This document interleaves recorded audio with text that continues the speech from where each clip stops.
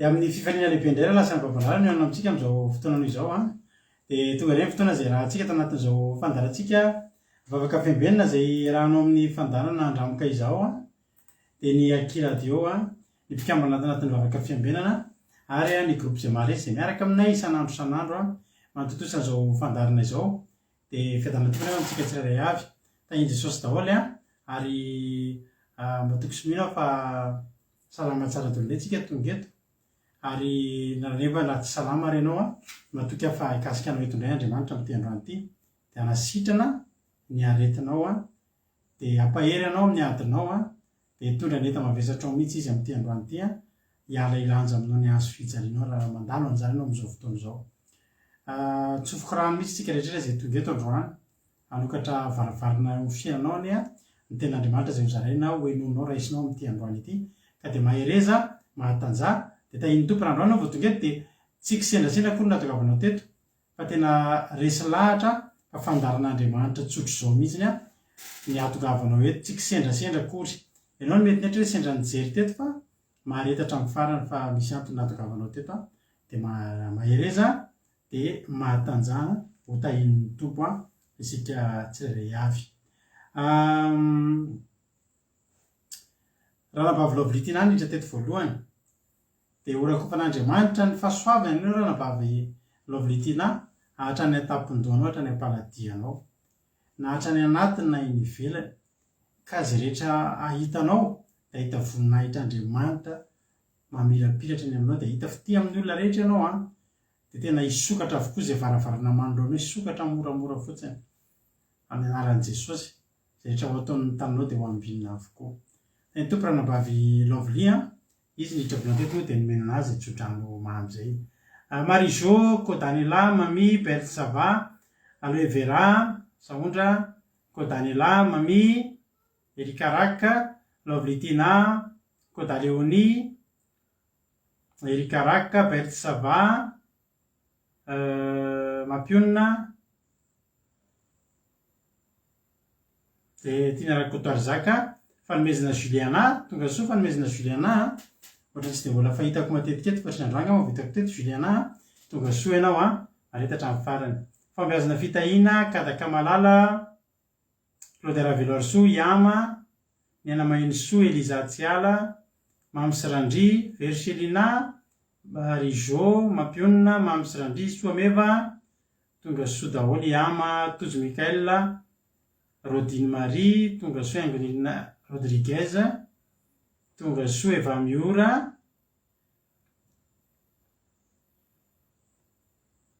izay koa faly a faly zay mahita ny Eva Miora. Zamina kamaradin'i Jesosy, Rahalahy asan'ny apôstôly, tonga soa daholo Gigi Carla, Sylvie, Erika, tonga soa isika menakavy.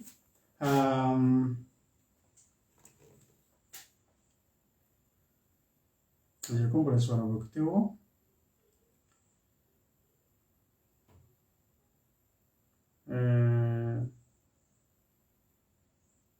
Ohatrany fanareo daholo ihany. Sandola, Ranabavylina, tsisy isorana Lovely, tonga soa Bartella, faly be mahitanao a, faly be mahitana rehetrarehetra. Marita rehetra amin'ny farany e. Androany tsika dia hiaraka amin'ny ranabavitsika felinareo koa tsika mivavaka fanombohana. Dia aorianan'izay tsika hieno antsatonkalo anankiray indray tsika androany. Halleloia. Misy androany dia misy rapitso. Halleloia. Dia aorianan'izay a hieno toriteny avy hatrany tsika iarahantsika amin'ny ranabavitsika Erika, izy ditondra antsika anatin'ny toriteny androany. Dia androany moa mizara roa ny fandarantsika tapitra ny toriteny sy famelabelarana dia manao hira anankiray tsika dia aorianan'izay a dia miditra eto Mampionina mandimby amin'ny fitondranam-bavaka. Ka dia milaza aminareo fa misokatra ny messengerako a Rado Aki Radio. Rado Aki Radio no andefasanareo fangataham-bavaka fa tsy ateo amin'ny page akory, tsy any amin'ny Mampionina ihany koa, tsy any amin'ny fity fa ato amin'ny Rado Aki Radio. Ato ianareo no mandefa ny vavaka fangataham-bavaka dia ovakely Mampionina eto rehefa avy eo. ko de maireza matanjah Fintso Razana Monika Andoandry tonga soa daholo nareo andao ary avy atrany tsika de hiditra amin'ny vavaka fanomboana andao ampandrosoantsika ny zokintsika filana rakoto hitondratsika ao anaty vavaka fanomboana. Tany tompo zoko filana rakoto anao ny fitenenana. De mbola fifaliana lehibe indray ny fampiaravatsika amin'izao tahaka izao hatrazao fotoam-bavaka izao dia hiaraka hivavaka tsika dia anomboantsika ny fotoana dia miaraba ny pastera manokana dia atomboka ny vavaka. Andriamanitra misaotra anao izay raha mbola afaka miantso ny anaranao indray amin'ity alina ity. Misaotra sy manome voninahitra anao izay satria Jesosy noho ny famindramponao mbola tsy nalanindritra anay. Betsaka tompo ny mba teandreky fotoan'ity androany nefa mety tsy natratra an'izany indray. Fa zahay rehetra Andriamanitra dia nahazo ny famindrampo sy famelan-keloka avy aminao ka dia apetraka eo am-pelantananao Jesosy ny fotoana androany. Fa tero eto ny teninao Andriamanitra manao hoe atsoa dia hovaliako ianareo ka ampiseho zavatra lehibe sy ahafantarana izay tsy fantatrareo izay tsy fantatrao. Ino an'izany izay ary manantena an'izany valim-bavaka izany Andriamanitra ka dia tahiva fomba manokana ny fitaovana izay entinay mampipita ny teninao sy ny fanjakanao eto Andriamanitra satria maro ny olonjena amin'ny alalan'izao fandaharana izao dia ary sady Jesosy ny teny izay afafy mba ho aina ho an'izay mahazo azy ary fahasalama ho ana ho an'ny nofo rehetra. Dia ao koa Jesosy ireo mpanompon'Andriamanitra izay nofidinao indray ao ny manao ny tononkalo. Ao koa Jesosy ny tenin'Andriamanitra izay voalaza teo tena hoe ampitraka izay reradreraka ara-panahy ary hanasitrana izay rehetra marary ary hamerina indray ny fanantenana izay efa mety kivy sy reradreraka. Dia ao koa Jesosy ny pastera izay amelabelatra amin'ny tenin'Andriamanitra. Ianao Jesosy ny ametraka ny teny ao am-bavany mba ho tafitany amin'ny tsirairay avy miafatra tiana ho ambara Jesosy ny amin'ity alina ity. Dia apetraka manokana ihany koa Jesosy ao ny mpanompon'Andriamanitra dia rahavavy mationa izay hitondra mbavaka indray Jesosy ho an'ny tsirairay. Ianao anie Jesosy ny arakitra amin'ny fanamasina ao anatiny ka ampiteny mivavany amin'ny tonom-bavaka izay ataony Jesosy mba tena ho tafapaka any aminao ny vavaka rehetra izay asandraka eo Jesosy malala. Dia apetraka feno am-pelantananao Jesosy ireo namanay izay nofidinao indray andre ny afatrao andre ny teninao amin'ity alina ity. Ianao ny andamina ny programma ny tsirairay any amin'ny toerana samy hafa any azony Jesosy mandray ny teninao dia alaminao Jesosy ny connexion rehetra mba hatateraka ny zavatra rehetra. Dia misaotra ray malala tsara indrindra voninahitra dia ho anao rery any Alleluia, amen. Alleluia, misaotra betsaka ny zoko fiainana rakototsika tao anatin'izay vavaka fanomboana izay zava-dehibe tokoa ny vavaka fanomboana. Dia Andriamanitra manankaream-pahasoavana nefa anao bavy malala maro fitianao tamin'ny asan'Andriamanitra izay vitanao teto. Dia mahereza hatrany dia tahin'ny topo dia fanatera amin'ny ankonanao zoko fiainana rakoto dia tahin'ny topo isika rehetrarehetra. Eno antsatononkalo tsika dia vetsika eno hira Geneviève André Mananjara, Verselina, Kadaka Malala, Eliana, Nambintso Makrina, Andoandry, Razana Monika, Fintso, tahin'i Jesosy daholo nareo Alleluia. Daholo tsika eno antsatononkalo dia ohatrany ny antsatononkalo tsika eno hira dia tonga tsika dihitra amin'ny tenin'Andriamanitra avy hatrany rehefa avy eo. Meno finaritra daholo ary isika tsirairay avy araka amin'ny ranabavitsika Nambintso Makrina tsika androany anatin'ny antsatononkalo dia meno finaritra ary tsika rehetra amin'ny antsatononkalo izay mba nosoratany.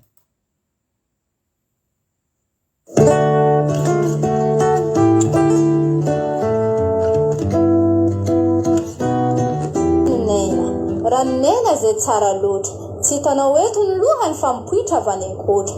Rano izay mitondra fiainana izay rehetra mangetaheta dia mahazo fiainana. Rano madio ho an'ny zanak'olombelona dian'izao mangataha de mba ho vela rano de rano miboiboika avy amin'Andriamanitra miteza hidiovina ka mitoera maharitra.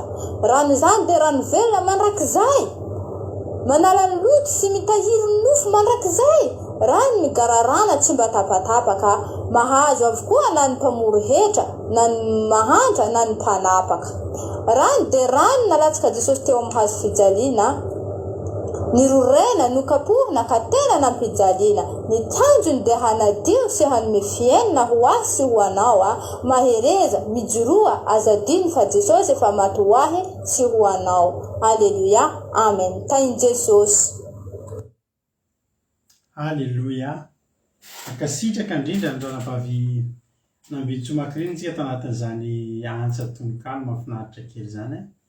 De ho tahiny tompany ianao ranavavy ary de mahereza foana hatrany hatrany de ho tombon'Andriamanitra ny talenta, tombon'Andriamanitra ny fahasoavana eo aminao. Alleluia. Raha fizaretsika mbola hiaino antsa tononkalo ray hafa efa misy hafa tonga ihany koa androtsirotsy ny sofintsika sy ny fanahintsika mialohan'ny andrenesantsika tenin'Andriamanitra de mahereza hatrany hatrany isika menakavy. Androany moa ranavavitsika erikany hitondratsika anatin'ny tenin'Andriamanitra androany. De aorian'ny alohan'ny tenin'Andriamanitra ny daloha tsika henohira. Tahiny tompo aloha Soameva, de tahiny tompo Anne-Claire Faniry, tonga soa ihany koa ianao iza koa sainga mbola tsy voarabako teo. Tahiny tompo aritsika rehetrarehetra. Raha tsika n'olo tena miterite mba nitotsika fandroratena indrindra tsika androany raha iso tompo fa tena milanao ndao samy n'olo tena tenin'Andriamanitra tsika mba ho raisin'Andriamanitra ny fandroratenantsika. Mino finaritra aoriana ny teritentsika tonga de hitra hatrany amin'ny tenin'Andriamanitra. Mino finaritra azy.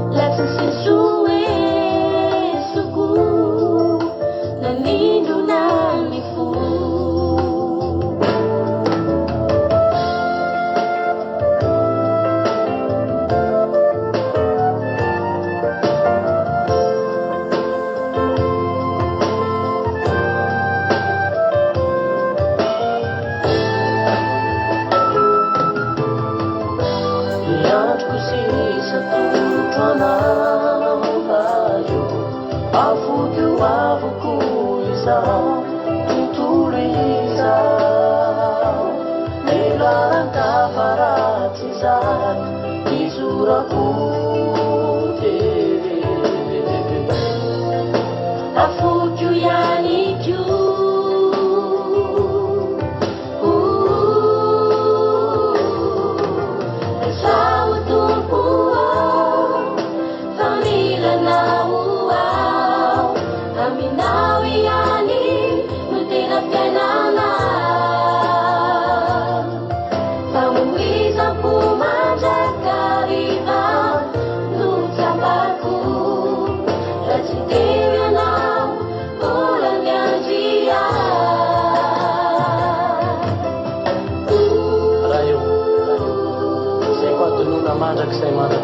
fitiavanao azy.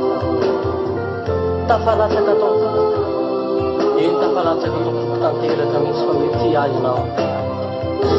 Na dia tao anatin'ny ady sarotra azaho, na dia tao anatin'ny kirifiry azaho, dia tsy mba anatin'ny mba ho ara eo. Androany raiso a Jesosy.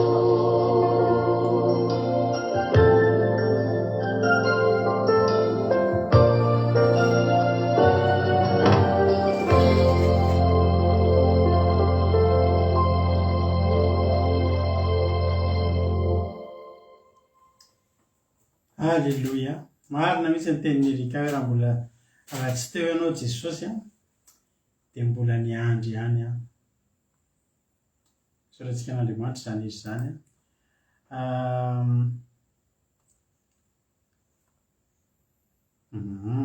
Raisoa tompo Raisoa Bartel Raisoa Zuna famonjena ny mirazy hitanao anaty YouTube zany Raisoa ny titre an'ilay hira. Alleluia. Tsika moa dia mankafy Zuna famonjena. Ya, eny ary hiditra amin'ny toriteny ary tsika. Io hoe vonimbony ianao amin'ny Baiboly efa nankatoerana tsara teny tompo hitody rahony soa. Hitako teo koa Zandry malala ny Verselina anova Rosaine tahiny Jesosy.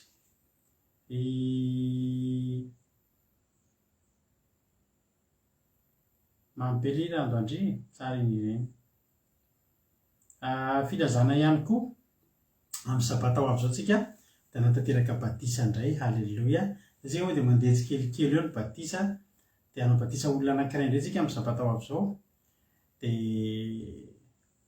dia tsika mba afaka izany olo zany mba ho tonga somatsara ny zany andro malaza izay anaovan'ny batisa izany. Dia tsika mba afaka izy any Madagasikara moa batisa no tanterahana dia tahiny tompo ary tsika rehetrarehetra. Eny ary izay no ela fa azontsika hiditra amin'ny tenin'Andriamanitra dia angatantsika ampanajana izoky Erika hitondratsika ao anatin'ny toriteny amin'ity androany ity. Vita ny toriteny dia miverina eto amin'ny melabelatra ny toriteny takamazatra. Tahiny tompo Erika anao ny fitenenana.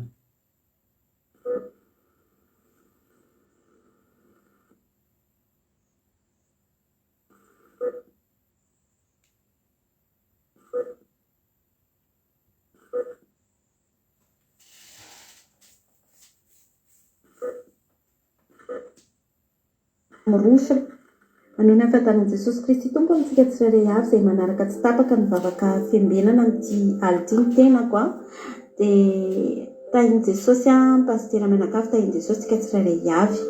Raisiko fahasoavana lehibe ho andray rehefa namalala ny izaran'ny tenin'Andriamanitra antsika tsirairay avy amin'ity ality antsika ifampahery.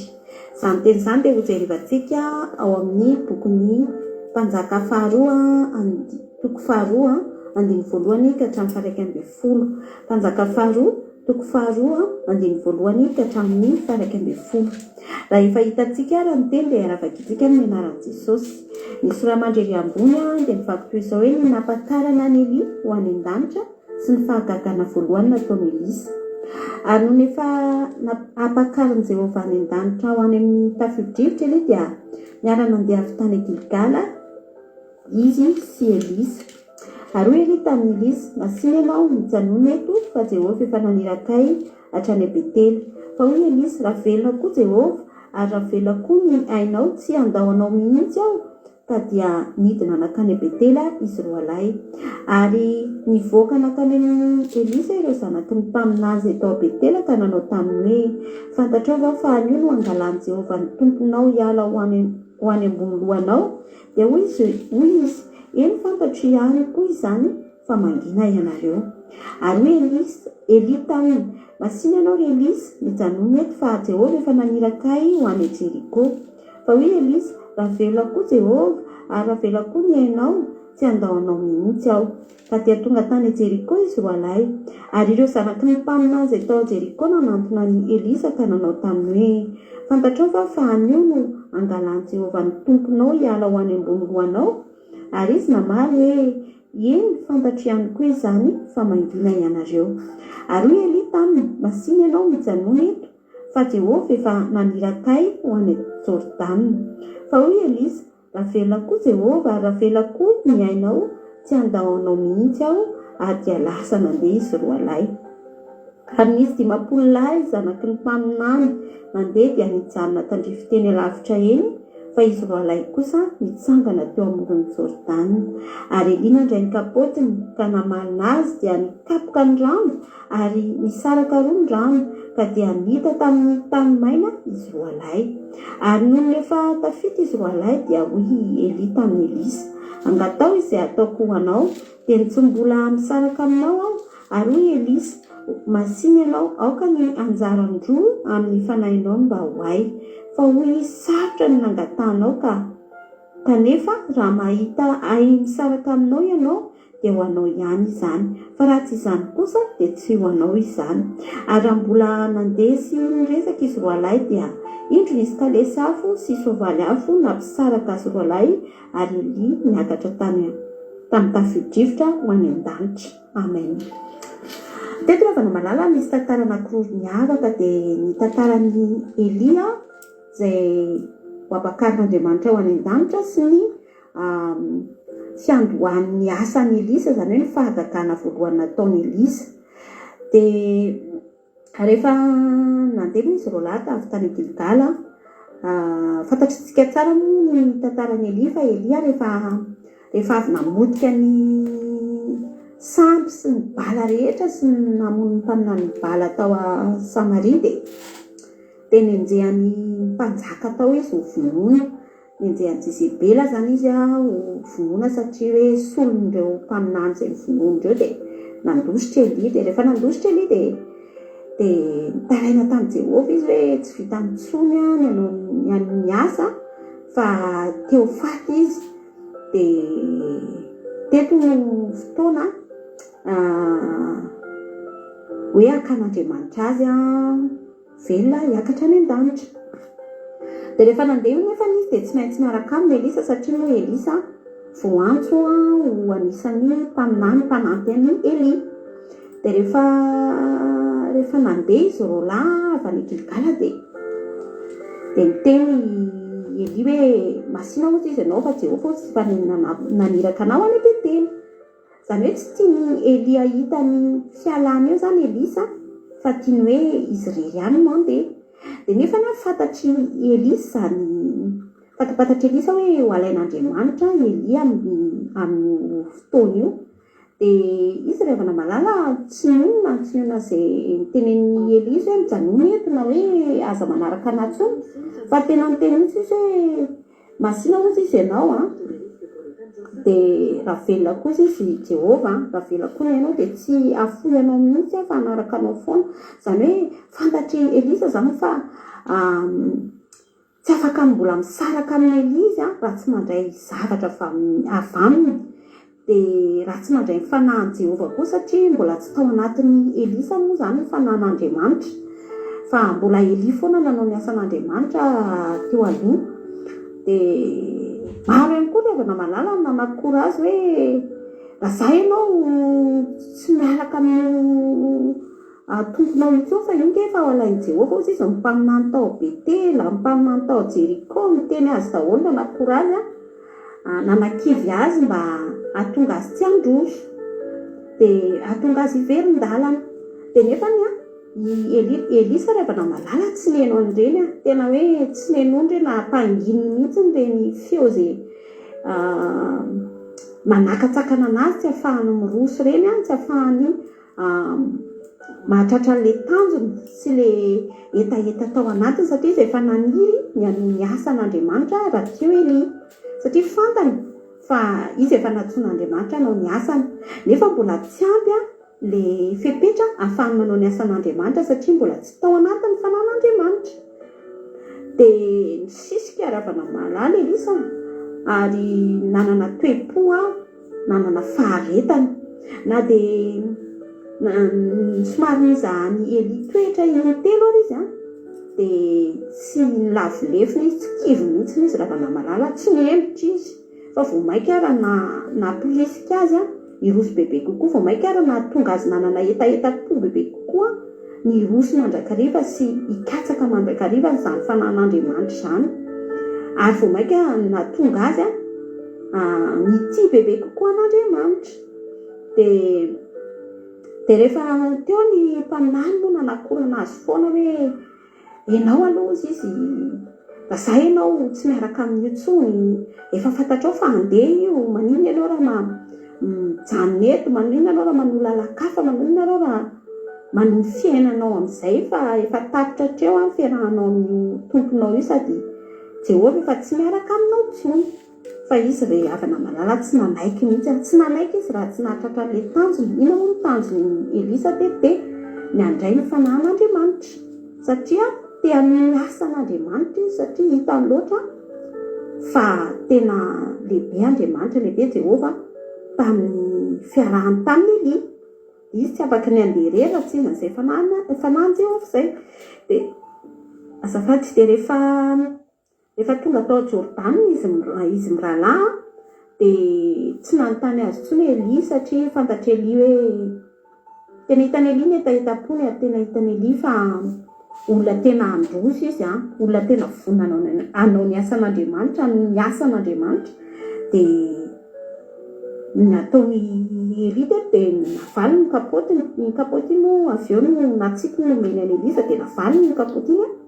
Dia mijoro teo anoloan'ny ranon'ny Jordany izy, dia vakiny tamin'ny kapoty iny ny rano dia nizara roa. Dia nandeha tamin'ny tanimaina izy mirahalahy.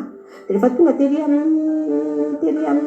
tery apita zareo, dia ozy izy Elia hoe angatao izy izay tianao angatahana omeko anao, dia mbola tsy lasa. Izany hoe fantatra Elia izany hoe misy zavatra tokony hampitaina amin'ny Elisa eto, izay ahafahany Elisa mandeha irery manao ny asan'Andriamanitra.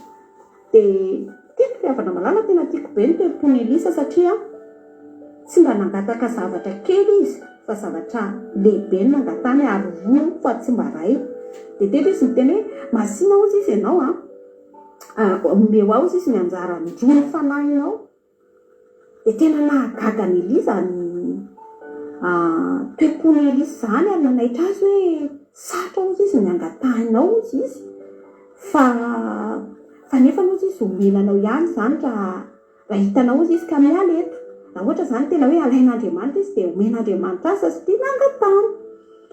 Dia nomena azy izany rehefa namalala, rehefa lasy Elia napakarina tamin'ny kalesy hafa, dia omen'Andriamanitra ny Elisa izany. Dia avy eo Elisa rehefa manala nomboka teo ny fahagagana lehibe nataony Elisa, dia tsy nitsahatra mihitsy ny fahagagana izany fa nanao mihoatra fahagagana mihoatra noho Elisa rehefa namalala. Raha jerentsika vakitsika ny tantaran'i Elisa, na dia nitaola ny tao am-pasana ary mbola nanangana fatin'olona anankiray izay nipididinaka ao amin'ny fasany. Izany hoe Elisa rehefa namalala izany nanana hery lehibe, satria nangataka mihoatra, nangataka fanahy Jehovah mihoatra izy. Dia ianao koa rehefa namalala manana etaeta tahaka an'izany, tena angatao amin'Andriamanitra mihitsy ny fanahy mba hanina, mba hitombonao, mba hanaovanao ny asan'Andriamanitra. Aza mangataka zavatra kely, zavatra mety oloha, zavatra ny eto an-tany ianao, fa angatao mihitsy ny fanan'Andriamanitra hampitombo anao hanao ny asany, ary mba hirosonao bebe koa amin'ny asan'Andriamanitra. Fa raha tsy manana fanan'Andriamanitra tsika tsy afaka ny roso, tsy afaka ny tombo, raha tsy mangataka ihany koa tsika, satria mila angatahana foana, mila avozona foana fanan'Andriamanitra anatsika. Fa tsy hoe rehefa nomen'Andriamanitra fanahy dia mijanona eo fotsiny tsika, tokony hampitombotsika foana izany amin'ny alalan'ny fangatahantsika ny fanamasina hitoetra ao anatintsika, amin'ny alalan'ny inona koa, amin'ny alalan'ny fankataovantsika ny ten'Andriamanitra, fanaovantsika ny asan'Andriamanitra. Dia tsika eto rehefa namalala zakisy tsika mpanompon'Andriamanitra, mety hoe be ny manakora atsika, be ny manakiry atsika hoe ianao izao ve dia hitory teny, ianao izao ve dia hanasitrana amin'ny marary, ina koa no hainao amin'izany. Azakivy amin'izany tsika mpanompon'Andriamanitra, fa toy izy foana ny asan'Andriamanitra, dia ataovanantsika foana ilay etaeta te hitombo, hoe inona indray no tokony ataoko hampitomboako ny asan'Andriamanitra, hanitarako ny asa fanompony. Dia aza mihaino izay lazain'olona, fa antsika mantsy no antsika ilay vao manomboka mety hoe be ny manakoratsika, be ny manenjika atsika, be ny manakivy atsika mba himoratsika tsy ahafahantsika miroso amin'ilay asan'Andriamanitra dia aza jereny reny atao fitahaka ny Elisa ny toe-ponao. Za manokana aloha dia tena tiako raha ohatry ny Elisa ny toe-poko hoe mba maniry an'izany mba hanana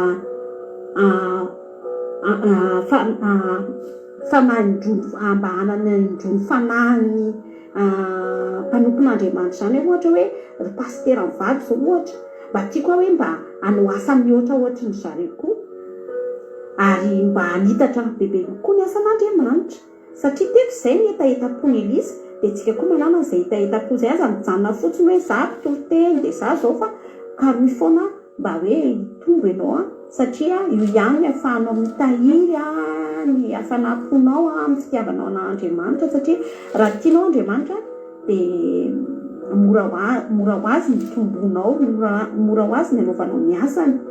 Dia aza kivy izany tsika nanao ny asan'Andriamanitra fa ataovy ao anatintsika foana ilay fananana etaeta hiroso bebe kokoa, hitombo bebe kokoa amin'ny asan'Andriamanitra.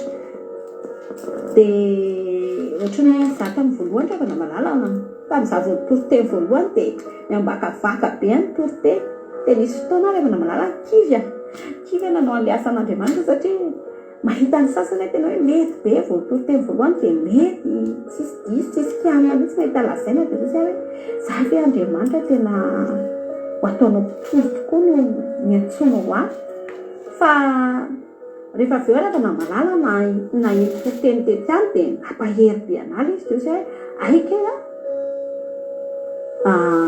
tsy tokony ho kivy rehefa manao ny asan'Andriamanitra fa tokony hiroso tombo be foana ary tokony hanana etaeta foana hampandrosan'izany asan'Andriamanitra izany tsika. Dia misy matoky rehefa namalala fa ianao raha mety hoe saika kivy ny fanaovanao ny asan'Andriamanitra noho ny fanenjehana dia aza kivy izany ianao fa miroso mandrakariva manaova tahaka ny Elisa. Dia izay indray rehefa namalala ny fampaherezantsika dia voninahitra ho an'Andriamanitra rery ihany. Alleluia, amen. Alleluia. Mankasitraka ny ranam-pahaverikatsika tao anatin'izay tenin'Andriamanitra mahafinaritra be izay netiny izay dia Andriamanitra manankirepa-soavina ny ranabavy hamaly fitianao. Za matoky fa betsaka ny olona nahery, tsy hoe betsaka fa nahery daholo ny olona mihaino an'izany toriteny izany dia tena sady miarabanao fa efa tsy ohatran'ilay taloha natahoranao teo intsony fa tena efa misosa ny toriteny tena mety mampahery ary tena mahafinaritra. Tsy hitanareo tena efa mba mampahery tsara ny toriteny ranam-pahaverika ohatra ohatrany tamin'ny voalohany izany tenenin'izany zao. Za aloha tsy natsapan'izany hoe tamin'ny ankizy teto tsy dia natsapan'ny ranam-pahaverika izany hoe ohatrany tsy dia nety fa ohatrany mba tonga dia efa nety ihany koa fa izay moa fahitanao anazy tany mahafinaritra ilay fanetretena. Rehefa iny tompo ianao tombozitra mitombo fa soavana dia anjarandroa mihitsy koa nomendrika anao sy ny hafanamponao ranam-pahaverika. Iny tompo dia mahereza hatrany hatrany. Jesosy hamaly fitianao. Tainy Jesosy ho aindia Tiriralibenja, Naël, Noélie Fantou, Jenny Laila, Tiffany Rakotomanga, reo mbola tsy voarabako teo. Tainy Jesosy tsika tsirairay avy. Tsiry Amboaramiel, Olga Ranoroso, Fanilo Zavandramanana, tainy Jesosy daholo. Endry havana. Nisisika Elisa. Misy zavatra mila sisihana. Teto dia izao. Misy zavatra tian'Andriamanitra hitohy. Ny asan'Andriamanitra dia mila mitohy. Andriamanitra ry havana dia tena hoe tsy avelany ho faty izany ny asany. Fa raha eo misy mpampon'Andriamanitra ampiasainy dia amin'ny fotoana hataperan'ny anjara asany iny eo amin'ny asa fanompoana na sanatria hiverenany iny lalana na ilana iny tsy maintsy misy olona foana efa homanin'Andriamanitra indray ao. Mbola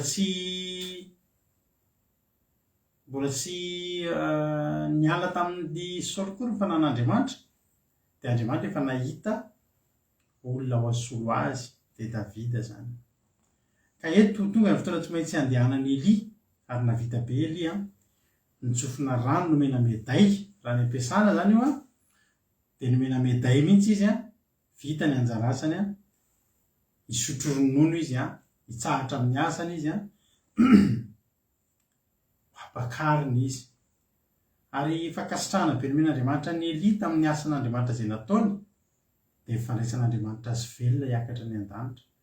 Ngezangirava n'izany valipiti zany, ngezangirava n'izany valipiti an'ny Elia zany nampiakarina ny an-danitra izy hifarana ny fahagagana izay ataony. Azy hifarana fa eo amin'izay nifaranany isy hanomboka indray eo. Izy ary ilay hanomboka efa hitan'Andriamanitra, efa fantatr'Andriamanitra tany amin'ny raha makitsika ny mpanjaka voalohany a 7:20 dia ny Soramady dia nantsirany Elia nakany an'efitra sy nisehoan'Andriamanitra tamin'ny tao Horeba ary nanendrenany Elisa andimby azy. Tany zany dia efa voatendry Elisa andeha hisolo an'i Elia. Fa saingy izao na dia efa voatendry aza Elisa ka raha ny onona fotsiny tamina voatendry anazy dia mety nandimby an'i Elia any fa tsy mitovy amin'ny zavatra izay nitranga nifakitsika teo ny zavatra nitranga. Fa Elisa dia resy lahatra. Elisa moa rehefa vakitsika amin'ny mpanjaka voalohany 7:20 dia rehefa hitatsika zany fomba niantsoana ny Elisa zany dia mampatsiahy antsika ny niantsoana ny Petera ka tonga dia nametraka ny arato sy ny sambo kely nandeha nanaraka an'i Jesosy araka ny tenin'ny Petera hoe ino izay efa nafony zavatra rehetra ho anao. Zay vakitsika amin'ny mpanjaka voalohany 7:20 ary niala teo Elia ka nahitany Elisa zanak'i Safata izay nampiasa omby 420 mikambana tsoroavy fa izy teo amin'ny roa farany indrindra. Ary Elia nandrosona anatin'azy ka nanipy ny kapotiny. Kapoty zany dia akanjo ambony hoe par dessus zany na ohatrany hoe manteau zany. Dia nanipy ny kapotiny nanarona azy. Iny kapotina tsipiny iny le antson'Andriamanitra iny. Io kapoty dia nisy ositra dia vao voasarony iny dia teo dia voasarony fahasoavan'Andriamanitra, voasaron'Andriamanitra.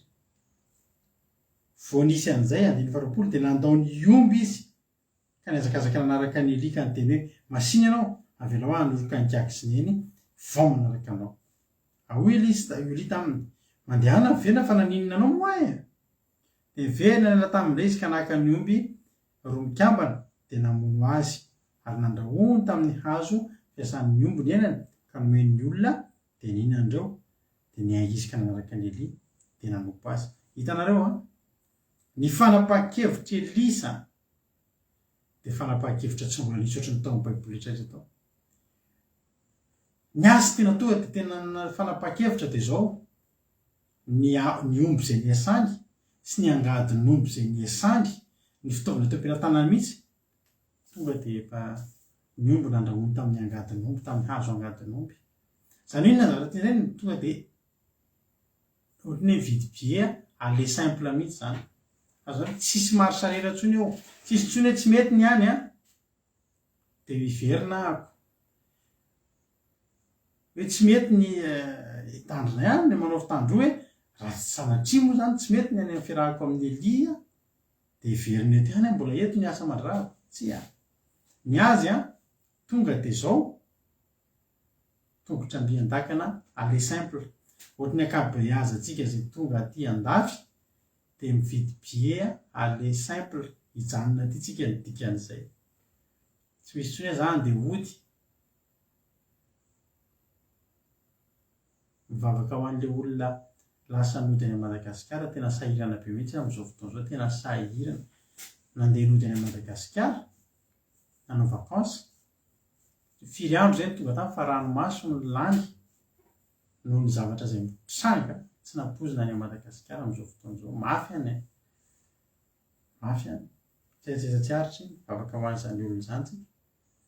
Fa ny Elisa fanapahan-kevitra izy ilay nandeha hiverina iny tena ametraka zavatra izy dia ny fialany to dia ny omby nataony laoka ny angadin'omby ihany no nanaovany kitay zany hoe tapakevitra sady resy lahatra izy fa andeha hanompo an'Andriamanitra tsy verina intsony.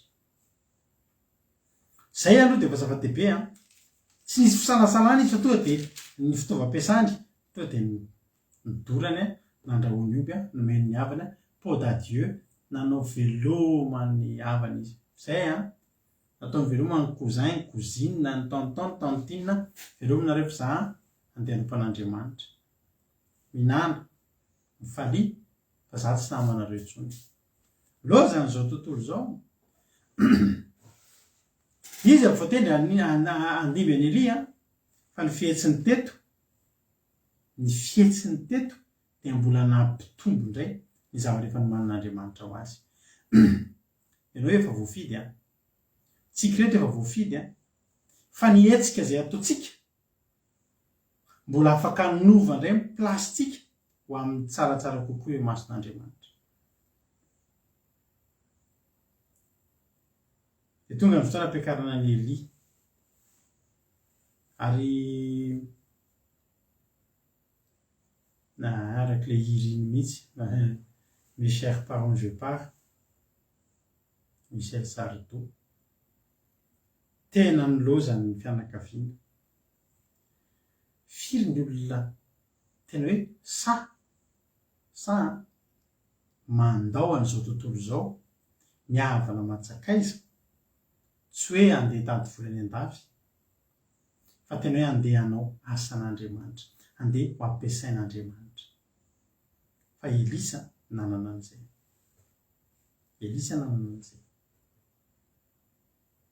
Ary tsy diso fanantenan'Andriamanitra ny fidy any Elisa ary havana malala.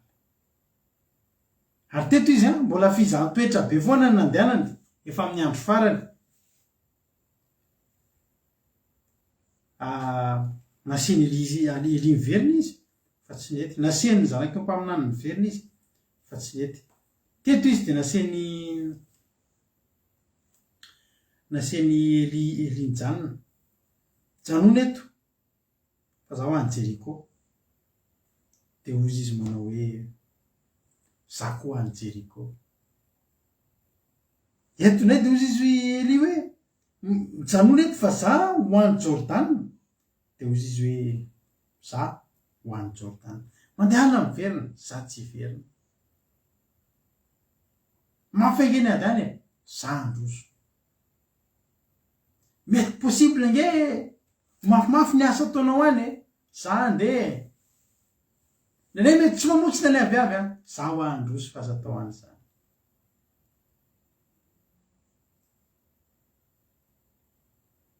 Fantany raha teo ny rahany. Ary Elisa mijery any Elia dia tena hoe tena mitsiriritra, tsy mitsiriritra amin'ilay ratsy fa tena naniry ny mba ho ampiasain'Andriamanitra tahaka ny ampiasainy Andriamanitra ny Elia. Ary teto dia zao ny zavatra mba nangatahana hoe noho efa tafita izy roa lahy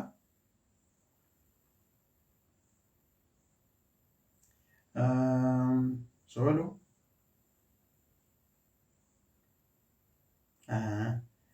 ary Elia nandray ny kapotiny amin'ny diny fahavalo hiampitany Jordana amin'izay andrareo. Elia nandray ny kapotiny ka namanina azy dia nikapoka ny rano ary nisaraka roa ny rano ka dia nihita tany maina izy roa lahy. Elisa miaraka amin'ny Elia tsy miarakaraka fotsiny fa mijery sady mianatra. Alleluia. Tsika mifampiposika an'Andriamanitra dia mianatra tsika ary maniry zava-panahy ry havana malala. Za rehefa taloha dako nge mba ohatra andranam-pahaverika zany hoe za zao hoe hitory teny, za zao hoe hitarika fotoana. Misy pastera zay namanay mbola namako izy hatramin'izao. Anisan'ny olona nitsiriritiko naniry mihitsy ambanana fanomezam-pahasoavan'izany pastera. Mahay mitory teny zany. Ny verset ao ambavan'izany ohatry ny mihinam-bary izy mihinana an'izany. Voaka eny ambavany eny verset, tsy mamaky baiboly, ozy ahy rehefa nino azo toriteny tamin'izaho hianatra toriteny jesosy io mba ataovy ohatr'izany ahy jesosy mba meo anahy jesosy zany fanomezam-pahasoavana zany fahalalana tenin'Andriamanitra na angatahako ezaka mahaino pastera mahay mitoriteny aho na mpitarika mameno olona mpitoroteny mety dia zao foana mangatahako jesosy mba omeo anahy koa zany ozitrany mba omeo anahy koa zany fahalalana zany dia anao koa mba mananona an'izany rehefa mba hitanao misy olona hitanao dia maniriany zany teneno hoe jesosy za koa mba ataovy ohatran'iny ataovy mihoatra noho iny alleloia ka neny Elia teto a izy tsy mety aminy mitovy amin'ny Elia fa izy te hanao inona te hanao zavatra mihoatra izy te handroso mihoatra izy andiny fasivy mpanjaka faharoa toko faharoa ary no tafita izy roa lahy maina ny tany zany a na iny fahagagana faraparany nataony Elia dia ozy izy Elia tamin'ny Elisa angatao zay tianao ataoko aminao dia mbola tsy misaraka aminao aho mahatonga anahy tena hoe ny nampisaraka ny ranony Jordana tamin'ny kapotiny io ny fahagagana faraparany nataony Elia fa ny tena fahagagana farany nataony a dia ny nanovo ny nametraka ny fanomezam-pahasoavany avoeny tamin'ny Elisa dia lasa izy naneo angatao zay ataoko anao a dia mbola tsy misaraka aminao a ary hoe Elisa masiny ianao aoka ho anjarandroa ny anjarandroa amin'ny fanahinao mba ho ahy fa ho izy sarotra ny nangatahanao nefa azo atao alleloia zay angatahanao amin'Andriamanitra ny zava-panahy angatao zany fa ho vita omen'Andriamanitra anao zany sarotra kanefa raha mahita misaraka aminao ianao dia ho anao ihany zany raha tsy zany kosa dia tsy ho anao zany zany hoe mila inona zany mila eo mila mifantoka mahita ny ialany Elia eto an-tany tsy mahazo variana zany hoe mijery zavatra fa so lasa io fa mifantoka ianao maharitra ianao dia azo an'ilay anjarandroa dia tonga ny fahagagana farany nataony Elia ary raha mbola nandeha sy nirezaka izy roa lahy nisy kalesy afo sy zovaly afo nampisaraka azy roa lahy ary Elia niakatra tamin'ny tafidrivotra ho any an-danitra sambatra ray avan'izany Elia zany za tena eniko anao fa tena anisan'ny lehilahy tena hitako tena sambatra indrindra tao amin'ny baiboly ty Elia ty hoe tsy maty fa toa dia niakatra oriavana za mahita tsy haiko raha mitovy hevitra any fa Elia ny olona sambatra indrindra hitako tao amin'ny baiboly hoe navita ny asa ianao a dia nifankasitrahanao kalesy afo sambatra tsika ravina raha mba ohatra izy mba maniry an'izany hoe tsy mandalo aretina ianao dia maty a tsy mandalo inona ianao dia mialaina eny azo na dia atokary hoe mitsika ianao maty misy pastera malaza be zay tao Madagasikara rehefa nodimandry izy dia mitsika izy maty zany hoe takany Stefana mitsika izy talohana afatesana zany hoe misy zavatra efa atenainy eo fa misy zavatra efa hitany eo misy olona ndray tena matahotra be aloha no faty fa sambatra loatra ty Elia ty dia lasa tapotra nidiny boky mpahagagana teo amin'ny 5 eo amin'ny 20 mahery entre ny 20 sy ny 30 eny tena fahagagana zava-mahagaga ngeza be nataony Elia nandritra ny androm-piainany tety be tsy haiko inavy mety mahatsiaronareo a inavy zany zavatra mety hoe fahagagana nataony Elia mety tadidinareo zany a zany Elia zany vao nanomboka anao fahagagana to dia nididiny ny andro didiny io lanitra io tsy handatsaka orana ositra zany fahagagana zany fahagagana nyseho teo amin'ny fiainana zany hoe ny olona maty mosary tsy nisy rano tsy nisy sakafo izy to dia mena rano anankiray reny rano ny Kerita anazy reny rano ray many rano io zany ohatrany hoe rano nanosy zany fa madio an'olona anankiray mandra-patena ny olona amin'izany mitady rano fa tsisy nahita io na ny Google Map ary tsy nahita an'izany tamin'izany fa natao any Elitsy iny zany.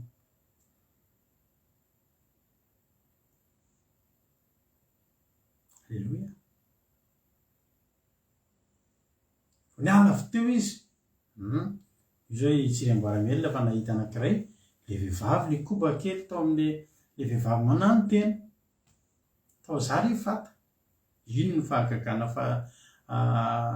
fahagagana faharoana taony le goaika mitondra hena erikaraka ino ny fahagagana faharoa.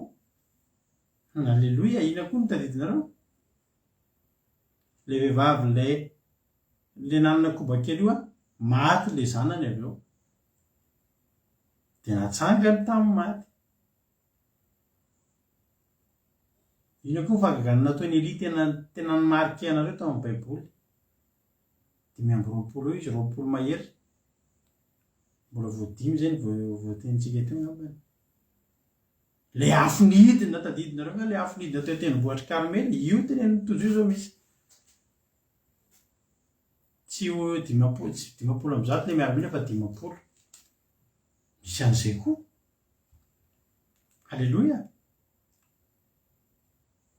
Any mpanjaka voalohany toko fahasivy any mpanjaka voalohany toko fahasivy any misy an'izay le nilatsahan'ny afo le miaramila 500 fa nandina tamin'ny mpaminany ny bala zay aingo nirina teo tendrombohitra Karmely nidina ny afo levona tamin'ny vato. Alleloia. Tazona ny orana le tsy nampilatsaka orana ino ny anazy ny fahagagana nataony voalohany indrindra. Alleloia. Tsy nampilatsaka orana fahagagana nataony Eli daholo zany. De avy eo inona ny fanaovana tamin'ilay tsy nampilatsaka orana ny nandatsaka ny orana ndray fahagagana koa nke zany le nisy an'le rahona kely taka ny felatanana de izy le nery nandeha be teo ny azakazaka mitao hitinao izy fa sasasasa ny ranon'orana be io itenen'ny amboara-miaina io lehilahy efa antitra fa resy ny soavaly miazakazaka izy fahagagana nke zany hoe olona antitra efa 5 taona 20 taona ianao hiazakazaka hisongona soavaly fahagagana nke zany ry hafany. Alleloia.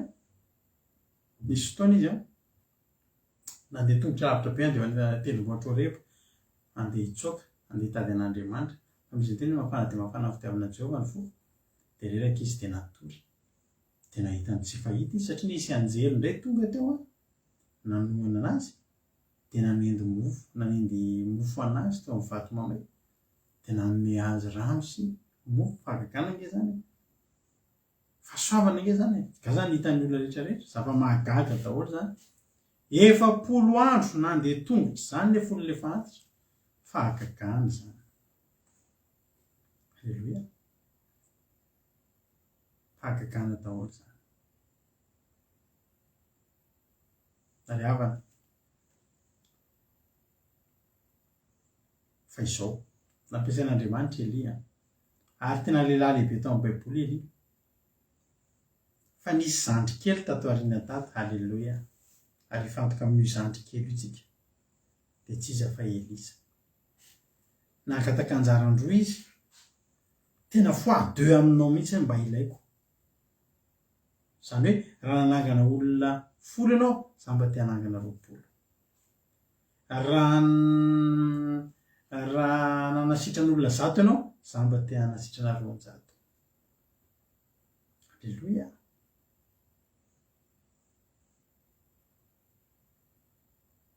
Ary nanenarana izy miralary afaka anao tena rety ny dikany hoe Eli de hoe Jehovah no Andriamanitra fa ny dikany hoe Elisa de hoe Jehovah de famonjena. Hitanareo nanenarandreo ary Elia ny dikany hoe de Jehovah no Andriamanitra fa ny dikany hoe Elisa de hoe Jehovah Andriamanitra de famonjena.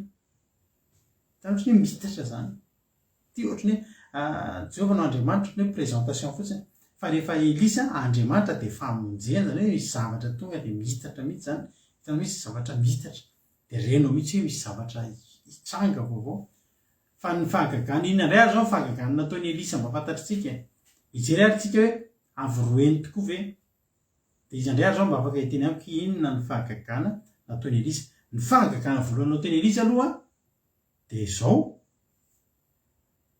satria izy niampita tery ampitany Jordana nandeha tany maina de nikambana ny rano de efa eny ampitany izy iverina de tsy maintsy mbola andeha tany maina indray zany izy mba hiampita amin'io. De ny fahagagana voalohany nataony Elisa de zay nataony Elia teo nalainy tahaka alainy ndray kapoatany amin'ny mpanjaka faharotoko mpanjaka faharotoko faharoa andininy andiny faharoa ambin'ny folo vakitsika ary raha nita zany Elisa de niantso hoe rikakio ny kalesiny Israely sy ny mpitainginy sovaliny de tsy nahita azy tsony izy ary niraisy ny fitafiny ka notriariny roa andiny fahatelo ary nalainy io zao totsy navaly voalohany lela mpamaky ny tsikafona zany zao zavatra ngezabe zany vy mahavita amin'ny tsikafona Elisa nanao an'izany ary nalainy avy tamin'ny kapoty nalainy kapotiny Elisa latsaka tamin'ny tany no niverina izy ka nitsangatra teo amoron'ny Jordana andiny faharoa de niraisiny Elisa ny kapotiny Elia le latsaka avy amin'ny tany ka nakapony tamin'ny rano zany hoe le nataony teo zany lay nataony teo nataony Elia no nataony. Alleluia. Nanao kopikole aloha zany izy tamin'ny voalohany fa zao ny zavatra mba niteneniny sady nikapohan'le rano no niantso an'Andriamanitra izy niantso tsy niositra tao amin'ny Elia no niriny fa niriny mihitsy le Andriamanitra Elia hiasa ho aminy avy roeny zao ny teneny sady nikapohan'le rano no teny hoe aiza Jehovah Andriamanitra Elia hoy le teny rano eny Elisa koa de nikapoka ny rano ka de nisaraka zany ka de nita izy aiza ny Jehovah Andriamanitra Elia tsy niteny hoe izy Jehovah Andriamanitra ny Israely fa ny zavatra hitany tena ny Jehovah Andriamanitra tany Elia nomba ny Elia tena mahery be de iny Jehovah Andriamanitra iny mihitsy no ilainy aiza Jehovah Andriamanitra Elia raha hitanao ngefa raha hitanao fa mahomby raha hitanao fa miasa raha hitanao fa mita ny Jehovah Andriamanitra ny fandarana andramoka izao zay tokontsika eto afaka miteny an'izany mihitsy ianao rehefa avy eo misy zavatra ho ilainao misy zavatra ho atrehanao raha pisy de zao tenenina aiza Jehovah Andriamanitra ny andramoka izao ametra tanana amin'ny zanako ao rehefa avy eo marary izy zao tenenina aiza Jehovah Andriamanitra ny fandarana andramoka izao fa Jehovah Andriamanitra le ho atsotsika rehefa mivavaka rehefa avy eo mamaly vavaka atsika io. Alleluia. Aiza Jehovah Andriamanitra Elia sady nikapohany tamin'ny finoana tena maly Jehovah Andriamanitra Elia sokatra ny rano. Alleluia. De zao zavatra mahavariana amin'ny mpanjaka faharotoko faharoa ihany andininy fahaenina dimy ambin'ny folo ny niverenany Elisa nakany Jeriko sy Betela ary ny fahagagana nataony andiny fa dimy ambin'ny folo raha nahita azy ireo ny zanaky ny mpaminany zay nanandrify teo Jeriko de hoe ny fanahany Elia efa mipetraka tamin'ny Elisa ary nandeha nitsena azy ireo izy ka nikoaka tamin'ny tany teo anatrehany de hoy izy ireo taminy iny misy 10 lahy matanjaka atao amin'ny mpanomponao masinanao aoka andeha hitady ny tomponao reo anao naingany fanahiny Jehova izy ka nazainany tendrombohitra anankiray any Andohasazy hoy izy zaza maniraka anareo vao niala teo eritretinareo tsara ary amin'ilay mpanjaka voalohany toko fa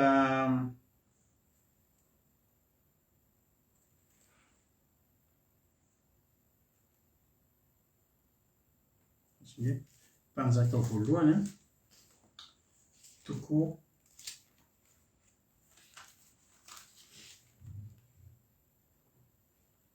voalohany tena tsara ty le zavatra ntenen'ny Rahalatojo teo mpanjaka faharoa toko voalohany andininy fafolo fa Elia namalika nanao tamin'ny fehidimapolo hoe raha lehilahy an'Andriamanitra tokoa de oka isy afo milatsaka avy any an-danitra andevonanao sy ny 10 fenao de nisy afo milatsaka avy any an-danitra ka andevona azy mba amin'ny 10 feny teto zany de zao nisy 10 lahy naringan'i Jehova tsy teo anohan'ny Elisa tsy teo anohan'ny Elia azafady fa Elisa kosa vao hiainga andeha hanao ny asany dia nomen'Andriamanitra 50 lahy hanompo azy. Ny teo zany nidorana may fanen'ity satria nangataka voroa eny dia tsy nisoloana 50 lahy avao hanao hanompo azy. Alleloia. Dia teo nanomboka teo izy nanao ny asa am'izay. Ajerentsika zao ny tantara maro ato dia vao miainga fotsiny izy dia nisy toerana tsara tao fa ny rano tao ratsy dia nasiny sira fakaka dia lasa azo io ambany io zany tantara zany. Rano tsy azo ny sotroina nasiny sira teo avy eo amin'ny loviany fotsiny dia tonga dia fa azo ny sotroina. Asa dinareo le voatangom-bazaha ao ambadimbadika ao misy olona nanao lasopy dia tafa le fanotao anatiny tao nisy ohatrany hoe ovy karotina ve zany ohatra tsika manao lasopy na vehivavy misy poireau misy reny dia rehefa tonga ty koa nareo mbola anaova mampionina lasopy orty lasopy vita amin'ny orty dia tao anatin'io vilany io efa voatetitetika tao nisy zavatra pozina fa rehefa teo Elisa zavatra tsy tokony azo nohanina tao anatin'ilay vilany be fa tsisy vera ny sakafo satria nokasian'i Elisa nasiany hazo tapahany tao dia naninona azo nohanina. Be dia be ny fahagagany nataon'i Elisa ary raha nanao nampitombo koba tao an-trano namana ny teny Elisa koa nampitombo diloilo. Hitanareo le diloilo tsy nety ritra le teo amin'ilay ramatoa mananjanaka resaka asan-devony zany nihoana tamin'i Elisa.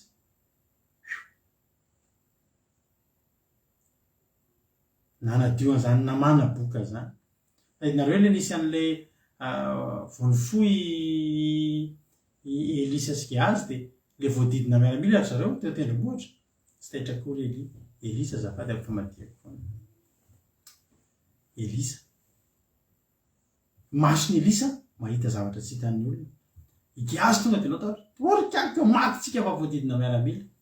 Hoy izy Elisa mantsy Jehova sokafo ny masony Gehazy dia oka ho hitany ny zavatra hitako. Inona zavatra hitany Elisa?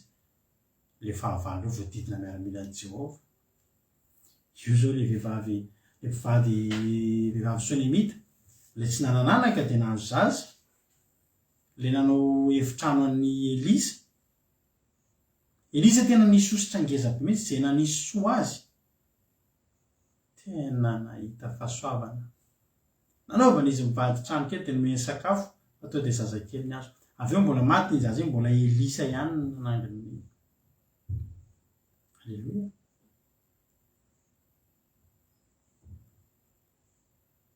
Nisy vehivavy manano tena tao natsangana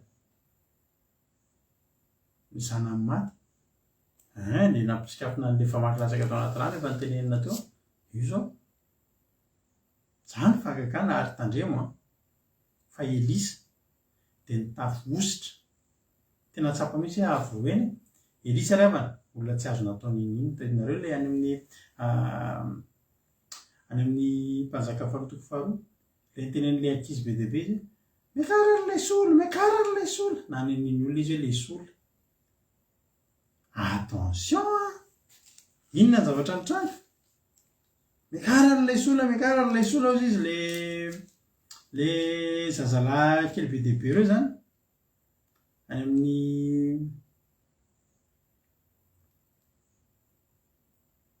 amin'ny mpanjaka faharoa toko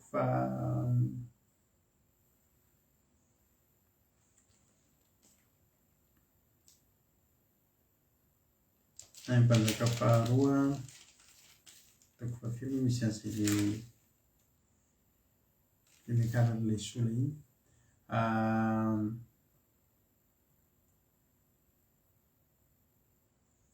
Izy amin'ny mahita an'izay verset izay vetivety ao amin'ny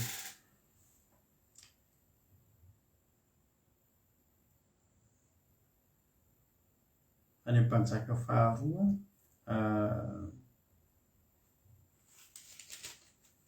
toko faharoa. Mazaka ho toko faharoa andininy roapolo mihoatra any.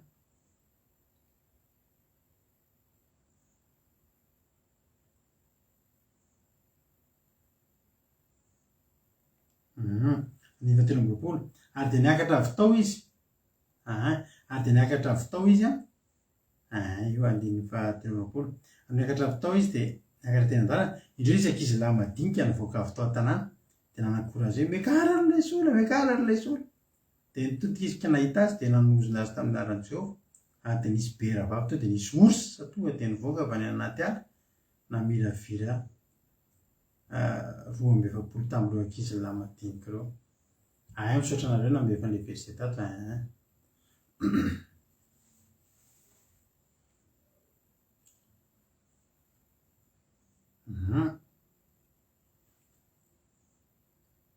Zany zavatra zany nakaka daholo zany. Nisy an'ilay namana le boka tonga de efa nivela izy araka io tenenin'ny rahatolo io. Fa tena nitafositra tena renao mihitsy hoe nanatombo tsy azo nikitikitia. Alleluia. Ary ny tena zavatra ngeza be de zao eo volazanareo teo ihany moa izy ty fa na de nifaty ny Elisa aza. Efa nizaka faharoa any toko fahatelo amby folo efa maty Elisa. De eritreretinao fa ny mpanjaka faharoa toko fahatelo amby folo any andininy faharoapolo. Tsy mbola nisy ohatra ty tao amin'ny baiboly. Mpanjaka faharoa toko fahatelo amby folo andininy faharoapolo. Ary de maty Elisa ka nalevina. Ary nipito adiny Moabita nananika ny tany tamin'ny fitsingerenan'ny taona efa herintaona ty aoriana zany. Maty efa herintaona, efa taonana zany. Ary nisy nandevon'olona ka indro nahita ireo mpitohy ady izy ka de natsipony tao am-pasana Elisa ny faty. Ale teto zany ny akanao fandevenina le olona le mbola asiana le ataontsika ny raha 720 nino nahitranga Jesosy.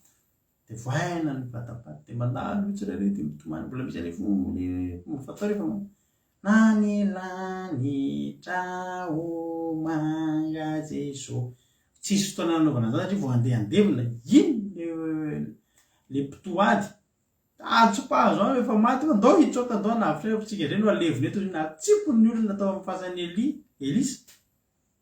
De hoy ny ten'Andriamanitra ary nandevina ka de natsipony tao am-pasan'ny Elisa ny faty. Fa raha vao nitehika tamin'ny taolany Elisa ny fatindra lehilahy de velona izy ka nijovo tamin'ny tongony. Le maty iny zany dona tamin'ny taolany Elisa tonga de velona.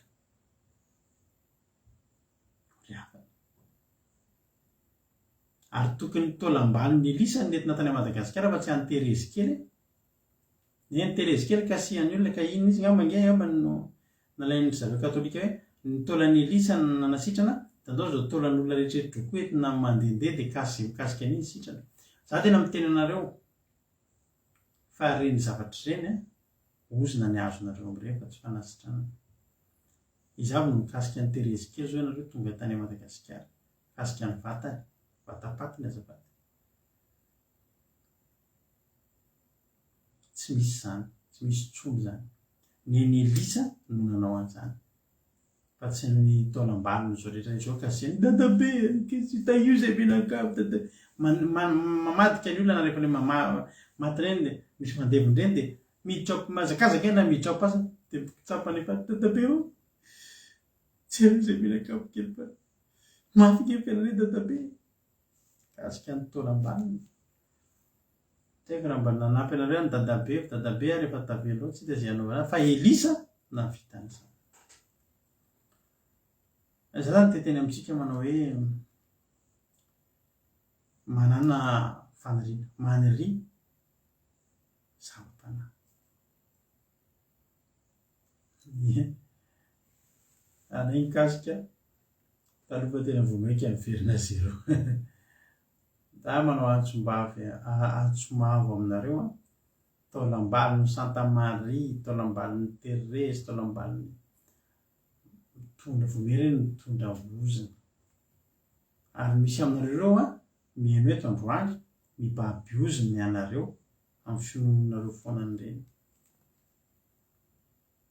Thérèse zany fitia misy taolambalo iny ohatry hoe Thérèse ohatry ahoana moa zany zaza katolika tsy haiko tsara tantarandreny soambeva sy ry izao ny katolika eto mahay andreny fa nareo manazava an'izy hoy Thérèse. Masimbavy Thérèse kely fa Elisa no taolambalin'ny Elisa ihany no nahavita an'izany. Mba teteny amintsika androany hoe betsaka ny zavatra ary ava-malalako, ny zavatra hitantsika eny anivon'ny mpanompon'Andriamanitra, napetrak'Andriamanitra ny mpanompon'Andriamanitra. Ary raha mahita mpanompon'Andriamanitra ianao ampiasain'Andriamanitra, aza ny zavatra eny am-pelantanany no tsiritinao, ohatra hoe ny tranona, ny tomobilina, ny volana, ny compléany, fa irio ny zava-panahiny aminy dia ny ositra napetrak'Andriamanitra. Ny ositra napetrak'Andriamanitra. Ay ny aina Mainsoka moa tena spesialista amin'ny fanazavana, misy Thérèse be dia misy Thérèse kely hony. Efa anontany lesontsika dia ao any maseritsika no manontany. Za moa efa nisy nyteny tsy fiteny hoe masera afaka fa masera taloha. Sister Act. Ana Sister Act. Ny aina Mainsoa masera dia avy eo izy resy lahatra izy fa tany amin'ny lalana tsy izy dia tonga eto amintsika izy zao. Alleluia. Soratsika an'Andriamanitra. Thérèse kely Jesosy zazakely. Ry havana, ny ampatritsika androany dia zao manao hoe maniry zava-panahy. Maniry zava-panahy dia maniry avoroeny. Raha vao mahita fotsiny hoe mpanompon'Andriamanitra, ampiasain'Andriamanitra dia angatao amin'Andriamanitra hoe tompo mba ho sory amin'iny azy. Ary rehefa tsika samy miainga eo daholo tsika rehetrarehetra. Miainga tsy misy fa ny olona ho andeha lavitra dia ny olona manam-paniriana, ny olona maniry.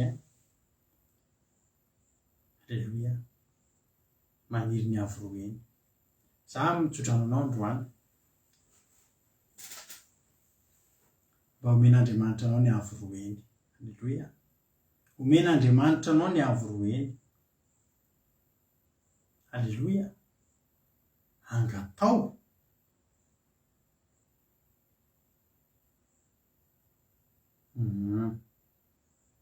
lavabe ny tantara nozy izy ny aina Mainsoa. Ianareo rehetrarehetra ireo maniry ho ampiasain'Andriamanitra. Tena maniry mihitsy za Jesosy mba teo ampiasainao aho. Dia tsy haiko izay mpanompon'Andriamanitra tonga anatin'ny sainao fa zao atao Jesosy omeo any anjaran-droa. Ary raha omenao any ositra ny anjaran-droa dia ho ampiasaiko amin'ny poko anao zany. Alleluia. Dia tahin'ny tompony antsika tsirairay avy. Za matoky fa raha misy nampiasain'ny Elia eto, anangana Elisa Andriamanitra mbola nompo avoroeny andeha lavitra. Hoy Jesosy Mantsam-pianatra hoe raha misy mino ahy dia ny asa ataoko natao koa anao lehibe noho izany ary anao mihoatra noho izany ary. Mahavariana zany hoe tsika hoe dia anao asa mihoatra noho Jesosy, fa ny tena marina anao mihoatra noho Jesosy tsika. Satria zao Jesosy nametraka, ny Romanina namotika. Dia inona ny ataontsika? Miverina manangana. Ary zao ny teniko anareo ny manamboatra misaotra hiaingony irina fa izay koa mbola maniry hatramin'izao, maniry Aleloia. Za zao misy mba fanomezam-pahasoavana ao mampiona tena mba iriko mihitsy hoe tompo mba mbeo anahako zay. Fa tsy ananako zay, fa ananany. Fanomezam-pahasoavana mampianatra. Izy mahay mampianatra. Mahay mampianatra baiboly izy. Dia mba iriko koa zao zay. Dia inona moa zavatra teneniko teo? Very indray tamin'ny zavatra tokony teneniko teo. Raha misy fanariana anatinao, da apetrao amin'Andriamanitra. Tena hoe za Jesosy handroso. Hosory fa za Jesosy handeha. Za handroso. Ampiasao an'Andriamanitra ny ositra. Ampiasao an'Andriamanitra ny fanomezam-pahasoavana izay omeny anao. Aleloia. Fa miainga ohatra ny Elisa atao tsika reo. Miainga kely. Fa raha matoky tsika amin'izay omen'Andriamanitra tsika. Misaotra nambiany Jesosy, zay ilay tiako tenenina teo. Zao Jesosy tena hanao asa lehibe noho izany tsika. Dia zao ny hazavaiko. Tsy hoe akory hoe Jesosy nanangana maty. Dia possible koa zany tsika hanangana maty be dia be. Possible ihany aloha zay. Fa tena tiany Jesosy tena hoe hanao asa lehibe noho izany. Dia zao hazavaiko anareo zay tsy azonareo ny dikan'iny. Jesosy nanangana tamin'ny alalan'i Petera fahamarinana. Jesosy zao tsy eto intsony izy hitondra fampianarana. Le fampianarana nefa nopotehany Romanina. Dia any fotsiny hoe Jesosy velona nitsangana tamin'ny maty. Dia efa nivonoan'ny Romanina tamin'ny alalan'ireo mpiambina hoe teneny fanangalaran'ny mpianatra fa tsy velona zany izy. Tena naparitaka. Dia izay no nalaza. Dia ny anjarantsika zany maninona? Miezaka mbola mamono an'izay lainga zay. Betsaka angeravana ny lainga mbola mila vonoantsika. Tena nopotehana nge ny fahamarinana ry havana. Ary zao ny ataontsika, ny asa lehibe ho ataontsika dia niverina nangana an'izany. Anaporofo amin'ny olona fa tsy nangalarina zany fatan'i Jesosy fa tena velona Jesosy. Ary teneniko anao fa asa lehibe zany mitory zany manaporofo amin'ny olona fa velona Jesosy. Jesosy ry havana tsy nila nanaporofo an'izany satria Jesosy velona ny hitan'ny olona. Fa ny asa lehibe miandry antsika dia ny ampian'ny olona izay tsy nahita akory dia andresy lahatra ny olona hoe sambatra ny mi nefa tsy nahita. Sarotra zany. Jerena tsara zao ny olona eo amin'ny Facebook eo fotsiny firy zao ny olona. Za tena variana mihitsy hoe lasa lamody mihitsy zao ilay tsy mino an'Andriamanitra. Be dia be zao ny olona ohatran'ny hoe lamody angalan'ny olona. Angalan'ny olona mpanaraka ny paziny ny filazana fa tsy mino an'izao sy ny manindratsira an'Andriamanitra. Dia za teny aminao ny asa lehibe miandry antsika dia niverina hitondra ny olona ety an'Andriamanitra. Niverina hanaporofo amin'ny olona fa tena manasitrana Jesosy. Hiverina ilaza amin'ny olona fa fanamasina tena afaka momba antsika. Asa lehibe zany. Ny hamono an'ireo lainga rehetrarehetra afafon'ny olona momba an'i Jesosy. Indretinareo fa mpitondra fivavahana ngezabe nge ry havana ary. Tena teneniko anao Papa François. Alatsiny mamonana nge ry havana amin'ny teny. Fa Jesosy niakatra teo ambony hazo fijaliana dia tsy fahombiazana ny nankalesan'i Jesosy teo. Tadidiko mihitsy izy nitory an'izay indray pasika sa indray ina. Nareo raha misy tsy mety ataonareo raha misy zavatra solafako nareo dia aza manamely tena fa Jesosy zany nge ry havana niakatra teo ambony hazo fijaliana mba niteny hoe tena teto tena zay échoué ozy izy Jesosy échoué teo ambony hazo fijaliana zany hoe tsy nahomby teo tsy fahombiazana zany ny karan'i Jesosy teo fa tena hoe tena échec zany ny karan'i Jesosy teo. Ahoana ry havana ny ahafahanao anohatra ny tenin'izany olona ngezabe vompitompony olona maneran-tany zany. Zany ny atao hoe asa lehibe zany. Miteny, mitory amin'ny olona. Fa ianao olona kely ty nefany olona 50 mba manaraka anao. Fa ianao nitsangana hiteny mbola hizara amin'ny olona fa mbola velona Jesosy. Ho any an-danitra isika. Ndao hanompo an'Andriamanitra ny fahamarinana asa lehibe zany. fangatahantsika ny ositra ny fametra-pasoavana ny omen'Andriamanitra antsika. Andao ataontsika ty raha mampinaritra be ty hoe ilaiko ny herinao Jesosy, ilaiko ny osotrao, mila anao Jesosy malala. Hitravatra ny fitodrana-bavaka tsika ao aorian'ity ity. Misokatra mesanjerako ao mesanjerako na nekasinareo fitodrana-bavaka ao amin'ny rythme mampinina ao aorian'ity ity. Sa hoe tahiny tompo atsika. Fa mi mangataka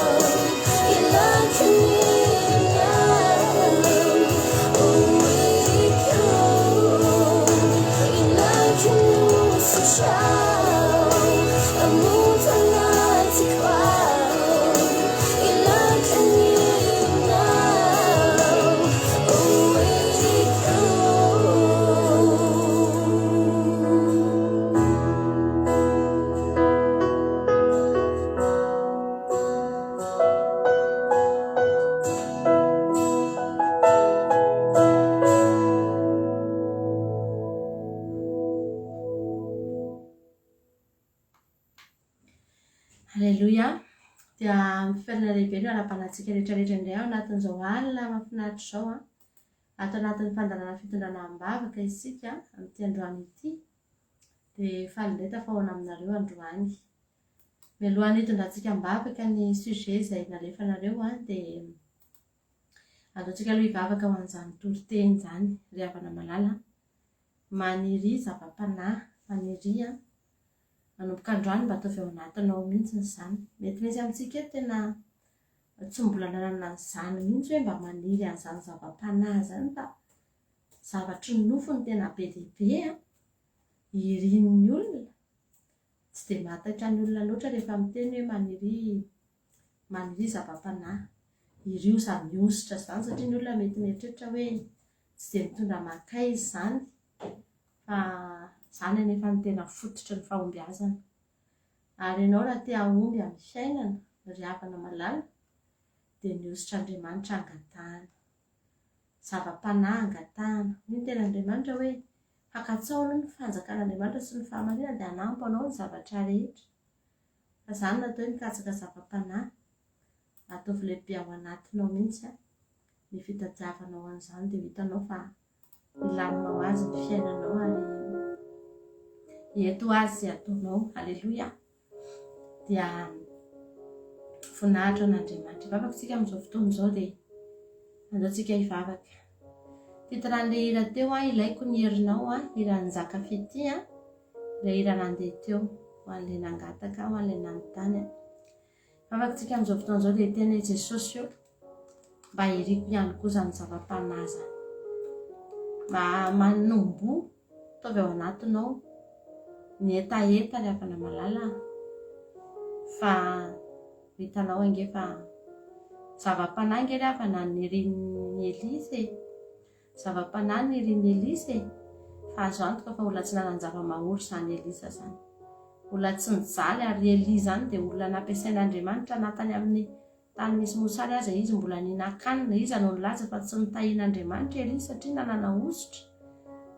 ry havana malala dia anao Jesosy hotsika hangataka n'izany zava-panahy zany androany saotra anao izay Jesosy ny amin'ny teninao izay nizaraina teto amin'ity androany ity mankasitraka anao izay Jehovahandriamanitra fa tafita indray ny hafatra ao androany isaorana ianaranao zany Jesosy ary ankehitriny dia angatahanay mba ho izay rehetrarehetra samy anana n'izany faniriana zany any anatinay ihany Jesosy mety vaovao amin'ny olona zany ary mety tsy betsaka ny interese amin'izany hoe za hoe Andriamanitra haniry zava-panahy zany tsy mbola zany aloha izao ny fa Jesosy malala atao fantatry ny olona rehetra fa zany mihitsy ny fototry ny fahombiazana Jesosy zany ny fototry ny vahaolana sy fototry ny fiadanana eo amin'ny fiainana Jesosy dia ny fanirianay ny zava-panahy dia ny fanirianay ny ositra mba hidina aminay tsirairay avy mangataka aminao Andriamanitra mba hosoranao anay izay tsirairay avy izay tonga eto androany na ny ankizy rehetra anaty groupe izay maresy Jesosy raha ny andrean'izany toriteny zany dia ampitombo ositra anay tsirairay avy ianao raha zany no fanirianay amin'izao azakazaka ataonay izao ny olona rehetra izay tonga eto ihany koa ny mpanaraka fandaharana Jesosy malalo angatahako mba ny fananao masina ny amangany tsirairay avy androany anana etaetanao ny asanao ary dia hitombo amin'izany Jesosy hoe mandra-piavinao tsy hitsahatra fa hiazakazaka isan'andro isan'andro aneo Andriamanitra amin'ny olona rehetra maneran-tany fa velona tokoa ianao Jesosy ary mbola miasa ianao Jesosy ary tsy miovy ianao Jesosy malala ary mbola mpamonjy foana ianao misaotra indrindra Jesosy voninahitra ny eo anao rery any hatramin'ny taloha indrindra ka ho mandrakizay Halleluja amen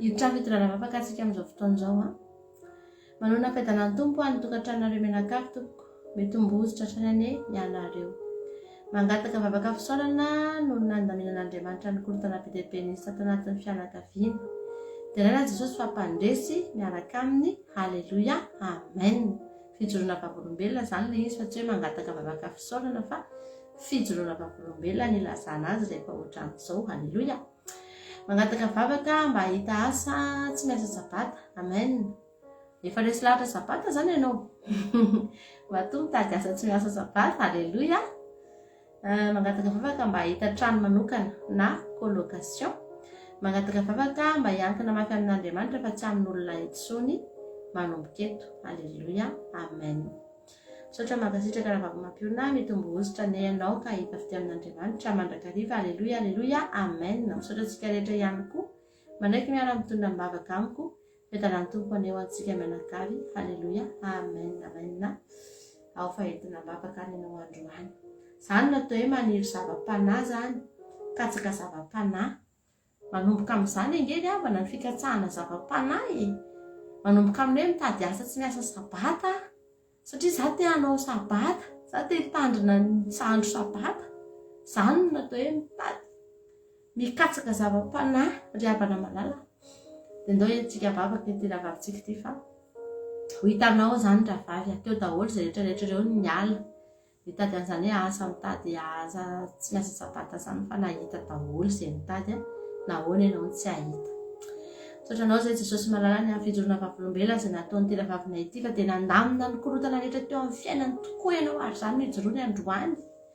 Isaoranay Jesosy ny tanànao zay niasa tany amin'ny toerana nisy azy tany Andriamanitra. Nandamina ny fiainany tany ianao Jesosy, naniraka ny anjelinao ianao, nitondra filaminana, nitondra fandriampahalemana, nitondra fiainana mahafinaritra ao anatin'izany fianakaviana izany ary dia nitsahatra ny korotana Jesosy. Isaoranay ny anaranao masina zany Andriamanitra. Hanomezanay voninahitra ny anaranao Jesosy malalo. Ankehitriny Jesosy mangataka vavaka izy amin'izao fotoan'izao mba ahita asa, mba asa tsy miasa sabata Jesosy, satria resy lahatra izy ny amin'ny teninao sy ny fahamarinanao Andriamanitra. Sitraponao zany Jesosy, tena zany mihitsy ny tadiavinao. Ary androany zay Jesosy mangataka, mitsodrano azy zay Jesosy malala. Raha zay ny faniriany, hivavaka izy rehefa sabata Jesosy io, dia angatahany aminao mba ahita asa izy. Ianao ny hanokatra lalana eo anoloany Jesosy, amin'ny fomba tsy takatry ny sainay mihitsy Andriamanitra, dia ho ataonao eo anoloany mihitsy ny lalanao, anehoanao azy ny voninahitrao, ary dia ahita zany asa tsy miasa sabata zany Jesosy mba ahafahany manompo anao ankalalahana, ahafahany mitandrina ny fahamarinanao. Misaotra indrindra Jesosy. Halleluia, amen. Ny tompo pasitera sy nankonanao, misaotra n'Andriamanitra mivavaka natao rehetra fa nahazo asa vaovao dia mbola manamafy hatrany mifankasitrahana ny valim-bavaka ka mangataka hatrany momba io asa vaovao mba tsy hisy olana. Voninahitra ireo an'Andriamanitra irery ihany, misaotra antsika rehetra mitondra mibavaka. Aza matahotra tsony ianao rehefa nomen'Andriamanitra anao io asa io dia aza manatsony hoe mba tsy hisy olana zany io. Halleluia. Andriamanitra rehefa manome zavatra dia manome hatramin'ny farany izy, izy tsy manome tsy fohifohy ary izy tsy manao sotapany. Dia aza asiana fanahiana fa tsofina rano ianao, tsy hitondra mibavaka anao tsony satria efa nentina mibavaka ianao dia nahita ny asa io ianao dia efa fisaorana amin'izay zao nataontsika. Halleluia. Idiran'Andriamanitra satria efa azo ilay asa dia tsofina rano ianao amin'ny anaran'i Jesosy, mandeha ara-saoma tsara fa ataon'Andriamanitra milamina eo anoloanao io. Aza matahotra fa momba anao Jesosy. Halleluia. Dia tsisy olana zany io. Amen. Mahereza ianao. Fidiran'Andriamanitra nataontsika fa tsy endrina mivavaka tsony ilay asa zay tahiny Jesosy ary. Tahiny Jesosy pasitera Zokimpampiona, fijoroana vavolombelona fa dia voninahitra n'Andriamanitra irery ihany fa hatramin'ny fitondrana mibavaka nataonareo mivady sy ny groupe izay maharesy dia mandeha ny tsena. Halleluia. Taloha indraindray tena mody tsy misy entana lafo fa zao mba misy varotra. Mankasitraka anareo rehetra. Jesosy atena maro fitiny tsirairay. Amen. Dia raina Jesosy mankasitraka amin'ny fijoroana vavolombelona fa dia tena mahafinaritra be zany dia voninahitra an'Andriamanitra irery ihany.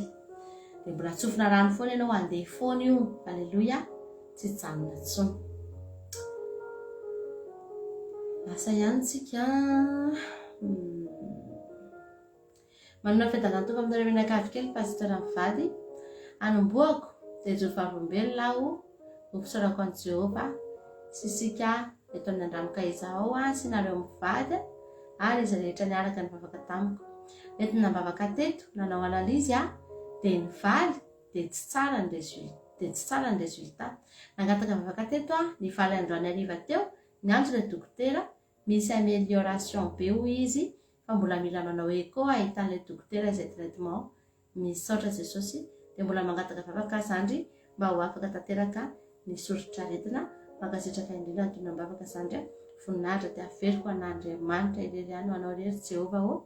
Amen. Mahafinaritra be zany dia tsara be zany efa misy fiatsarana dia sorantsika an'Andriamanitra dia misaotra anao ihany koa ny joro fahavolom-belona. Tona mavaka ny aretin'ny tena-papinay ity izay Jesosy amin'izao fotoan'izao Andriamanitra saorana ianao ny namalinao azy Jesosy fa misy valim-bavaka ao aminao Andriamanitra ary raha izany tokoa Jesosy no natahorany izany valina nalezy izany dia efa porofonao aminy ankehitriny fa efa mihatsara Jesosy malalo. Ao aminao tsy misy zavatra miratsy Andriamanitra fa rehefa tonga eo aminao ka tena eo aminao tokoa dia tsy maintsy mihatsara ary saorana ny anaranao izany Jesosy. Raha petraka aminao mitoy ny fahasalamany raha anao an'izany écho izany izy Andriamanitra, ianao anie Jesosy hiasa ny anatin'ny vatany any ny ranao ny fanahinao Jesosy hanasitrana azy anatin'ny vatany manontolo any tena tampindokatra ny ampaladia Jesosy dia hiasa ny anatin'ny selulina rehetrarehetra ianao ohatra ny anatin'ny lalan-dra rehetrany Jesosy ohatra ny anatin'ny nofony sy ny taolany sy ny rehetrarehetra ny ozatrany ianao Andriamanitra. Ny zavatra rehetra izay mila kitihana androany hitondra fahasalamana ho azy Jesosy dia angatahako mba ho kitihanao amin'ity alina ity ary dia anao an'izany écho izany izy Jesosy fa ho gaga ny dokotera tsy ahitany ninona amin'ny anaranao Jesosy malala satria ianao efa tonga aloha ary ianao nefa niasa mialoto ao anatin'ny vatan'izany raha-papinay izany. Misaotra Jesosy amen. Tompo pastora Menakavy mametraka ny momba sy nankonako ary ny ravako sy nanadahako ampelantanan'i Jesosy ny momba anay Menakavy ka izay sitrapo no tanteraka ny fanamasina ny losaina sy tanteraka izay asa rehetra ataonay tsirairay avy. Faharoa, rapitso ny manao ny première partie amin'ny dalina amin'ny trano amboarina ka Jesosy mba hanatrika izany rehetra izany. Anamasina ny trano atao misaotra zoko mampiona fitondrana mbavaka tahiny tompo anareo mianakavy. Alleluia. Ao fa entsika mbavaka Jesosy any tona mbavaka ny fianakaviany ty rahavavina ity zay Jesosy dia eo ny rahavavy ny anadany ny ankohona ny vady amanjana ny Jehovandriamanitra tena hoe faniriana ao anatin'ny fony mihitsy Jesosy izany hoe ireo ankohonandreo hiaraka hanompo aminao hifampitatana dia hiara hitady anao Jehovandriamanitra izany ny faniriany Jesosy ary efa hatramin'ny ela dia mbola mangataka aminao izany Jesosy androany mbola apetraka aminao izany faniriany izany mpanompo vavinao izany Andriamanitra. Ianao any anatanteraka ny zany amin'ny fomba tsy takatry ny saina. Ianao anie Jesosy mbola mangy tsy tsatra mangy andreo fianakavian'ireo ary zay ankehitriny dia efa manomboka mahita Jesosy fa efa manomboka miasa ianao ary efa manomboka misy valiny ny hafanam-ponjany rahavavina izany Jesosy sy ny fijoroany dia manomboka efa miparitaka any amin'ny fianakaviana ary angatahaka Jesosy tsy tsatra hiasa ianao amin'izany ankohonany sy ny fianakaviana izany. Petraka aminao Jesosy ny fanaovana ny tranony ny fanaovana an'izany dalina izany Jesosy apetraka eo ampelantananao izany. Ny olona Jesosy raha anao trano dia miantso mpanandro miantso dadarabe fa izay miantso ny anaranao ary ianao natsoina i Jesosy hanatanteraka an'izany asa rehetra any apetraka eo ampelantananao na ny mpiasanao an'izany na ny vola entina manao an'izany Jesosy tsy misy zavatra ho ratsy vita fa tena hoe zavatra tsara manome voninahitra anao ny zavatra ho vitan'izany mpanomponao izany ary dia ianao hamatsy azy ireo amin'ny zavatra rehetra. Misaotra Jesosy amen. Jesosy nareo menakavy kely pastora fijorona vavolombelona nataoko pastora fa sitrana no mivavaka nataonareo mpikambana ho ahy ka mankasitraka mankatelina indrinanareo rehetra pastora mivady sy ny groupe izay maharesy Andriamanitra manakale pasoavana maro fitianareo tsirairay avy miaraka amin'ny ankohonanareo dia tahiny Jesosy daholo alleluia mankasitraka ny fijorona vavolombelona voninahitra n'Andriamanitra irery ihany amin'izany fanasitranana izay noraisinao izany raha vavy malala dia rahantsika Jesosy. Fiadanana ane ho aminareo mianakavy kely hatrany. Za ijoro vavolombelona io fa midadako rehetra mbavaka iny dia efa sitrana soma tsara. Alleluia. Efa manao ny asa fanaony andavanandro izy misaotra Jesosy. Efa stable tsara ny tension ary efa nitsoaka ihany koa ny Covid. Alleluia. Dia raina Jesosy ho azy rery ny voninahitra. Mankasitraka anareo mivady sy ny groupe izay maharesy rehetra ihany koa Jesosy any amin'ny fitiana rehetra ary ampitombosotra mandraka ry voninahitra ho an'Andriamanitra irery ihany. Fa dia mahafinaritra be izany nasa nitsoaka ny aretina rehetrarehetra efa mahavelona miasa ilay mpianakaviana. Alleluia. Misaotra Jesosy.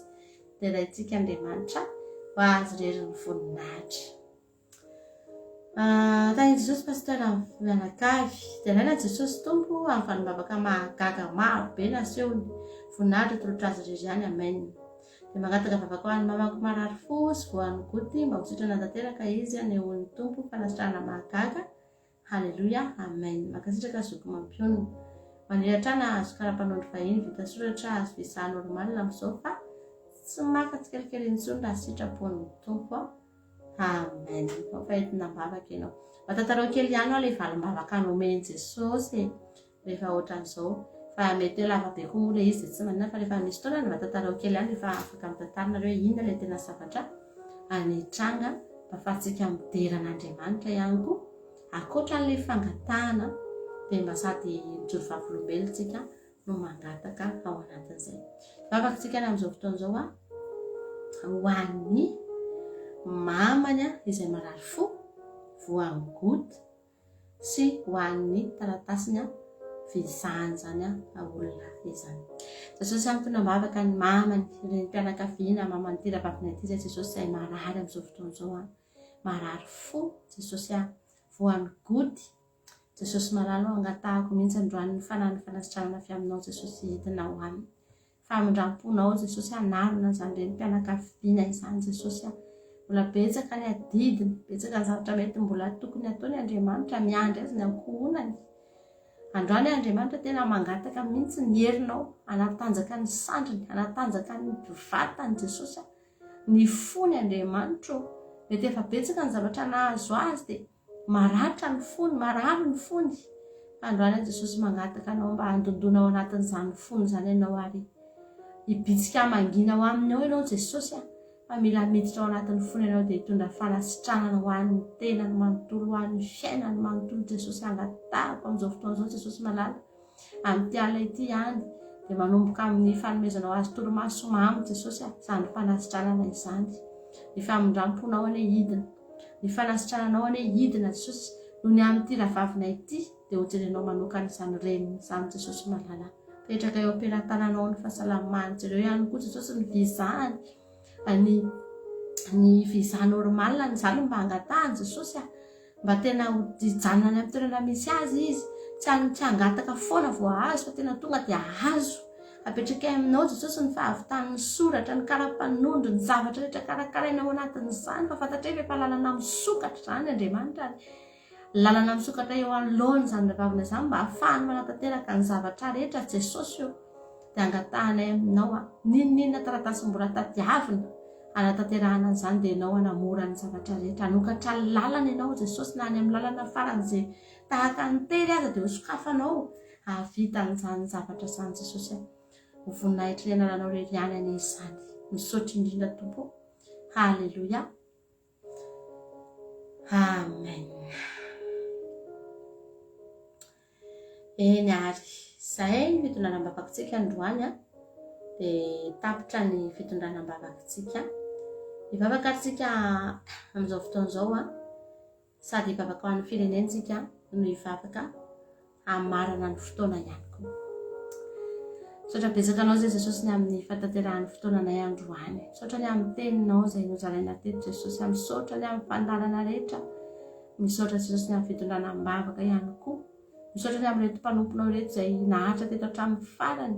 Fantatro fa araka ny toro-teniny maly Jesosy dia izay mahatra hatramin'ny farany dia ho voky zava-tsoa, ho vokisanao ny mofo Jesosy falala izay mahatra hatramin'ny farany ary anisany ho voky izy ireo satria nahatra teto.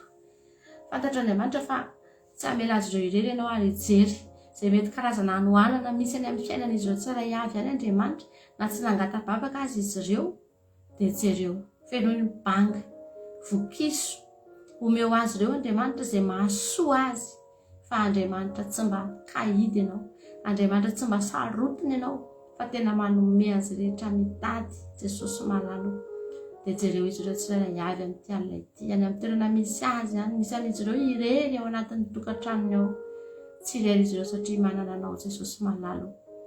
Mangataka aminao mihitsy Andriamanitra mba hitany tsirairay avy izay tonga teto ianao androany. Akan'izany ihany koa ny angatahako amin'ny firenena malagasy Jesosy izay tena hoe tafiditra ao anatina fahantrana lalina Jesosy malala. Tena hoe na dia ny tarainana aza efa tsisy tsony, na ny tenenana aza efa tsisy tsony ny hery tenenana fa miondrika ao anatin'ny fiainana mafy sy ny fiainana sarotra Jesosy. jereo Jesosy ireo malagasy ireo fa ianao ny vahaolana ho an'ny firenenay, ianao tokana ihany ny vahaolana ho an'ny firenenay Andriamanitra.